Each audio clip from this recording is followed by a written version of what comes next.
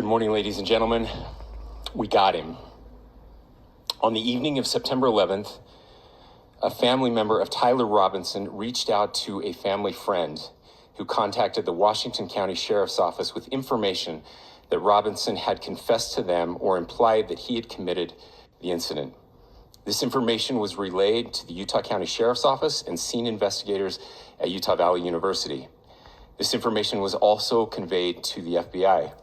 Investigators reviewed additional video footage from UVU surveillance and identified Robinson arriving on UVU campus in a gray Dodge Challenger at approximately 8:29 a.m. on September 10th, in which he is observed on video in a plain maroon t-shirt, light-colored shorts, a black hat with a white logo, and light-colored shoes.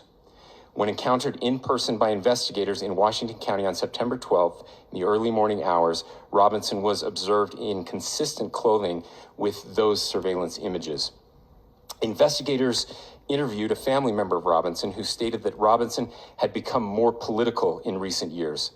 The family member referenced a recent incident in which Robinson came to dinner prior to September 10th, and in the conversation with another family member, Robinson mentioned Charlie Kirk was coming to UVU.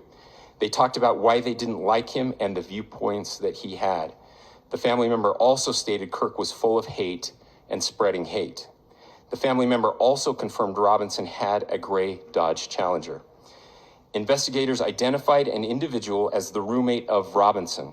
Investigators interviewed that roommate, who stated that his roommate, referring to Robinson, made a joke on Discord.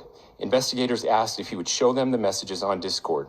He opened it and showed several messages to investigators and allowed investigators to take photos of the screen as each message was shown by Robinson's roommate.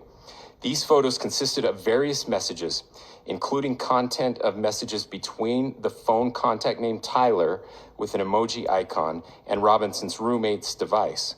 The content of these messages included messages affiliated with the contact Tyler, stating a need to retrieve a rifle from a drop point, leaving the rifle in a bush, messages related to visually watching the area where a rifle was left, and a message referring to having left the rifle wrapped in a towel.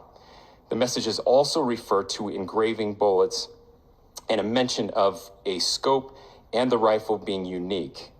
Messages from the contact Tyler also mentioned that he had changed outfits. I know there has been speculation as well as to the writing on those casings, those bullet casings, and I believe we have that as well. And I will share that with you now. So the area north of Campus Drive Road where the suspect crossed over, you saw some of that in the video that we released last night, consists of a grassy area with trees on the edge of the UVU campus. Investigators discovered a bolt-action rifle wrapped in a dark-colored towel. The rifle was determined to be a Mauser Model 98 30-06 caliber bolt-action rifle. The rifle had a scope mounted on top of it. Investigators noted inscriptions that had been engraved on casings found with the rifle. Inscriptions on a fired casing read, "Notices bulges, capital OWO, what's this question mark?" Inscriptions on the three unfired casings read, "Hey fascist, exclamation point, catch, exclamation point." Up arrow symbol, right arrow, and symbol, and three down arrow symbols. A second unfired casing read, "Oh Bella Chow, Bella Chow, Bella Chow, Chow Chow." And a third unfired casing read, "If you read this, you are gay, LMAO." We are indebted to law enforcement across the state who's worked seamlessly together, local law enforcement, state law enforcement, and our federal partners with the Federal Bureau of Investigation. We're grateful for everyone who worked together in such a short amount of time to find this person and to bring justice. I want to thank the public who has been so engaged, reviewing videos, helping us with sending in tips, and helping us get to this point. I want to thank the family members of Tyler Robinson who did the right thing in this case and were able to bring him into to law enforcement as well.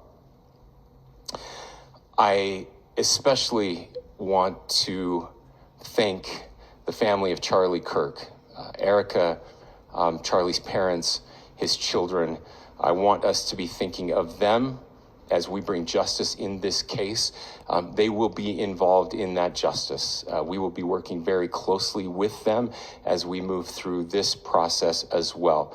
This is a very sad day for our country, a terrible day for the state of Utah. But I'm grateful that at this moment we have an opportunity to bring closure to this very dark chapter in our nation's history.